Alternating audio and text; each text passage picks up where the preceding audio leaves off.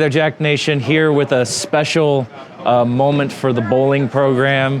SFA Bowling and Coach Lemke able to receive their 2016 NCAA Bowling Championship tournament bracket from the actual site, actually framed, kind of building a starting block through some help from some donors and some supporters of the program. But Coach, just take me back to this moment. Take us back to 2016, everything leading into the championship. Yeah, so in 16, it was the second year we ever made the NCAA Championship, being in the previous year finishing runner-up. This year when we went, I think that people thought in 2015 that it was just like a fluke and we weren't going to do it again. And so when we showed up in 16 and were able to continue to compete at a high level with people that hadn't been making the field multiple years, it was a pretty awesome experience. I think that when you get a glimpse of what it's like to be at this level, that's something that you want every year. And so like having the experience from the previous years at the previous events that we were at, and then being able to go on this event and know that we were supposed to be there. This was something that we had worked hard for all year and that we could compete with everyone that was in the field.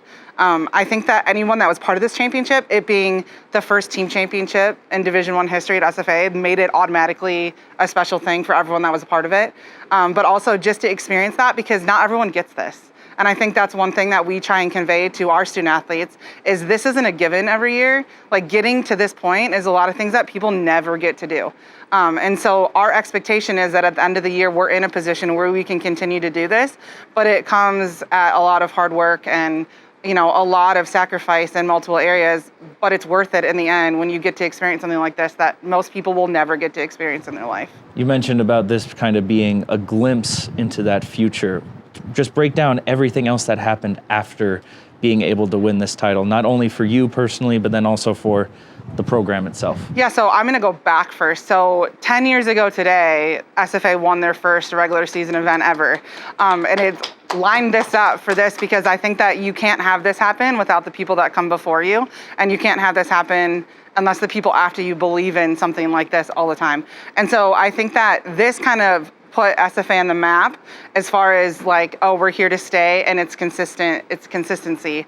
And I think that this is something that all of our student athletes coming into the program know that this happened, know that our championship in 19 happened, know that we won another championship in 2022. And so like that keeps pushing them to want to be better for themselves because they want to get to experience the things that everyone before them got to experience. And you don't get to do that if you don't work hard every day. And you mentioned that a little bit. You got the team or this year's roster completely behind you, including another national champion in Coach Gill on your staff this year.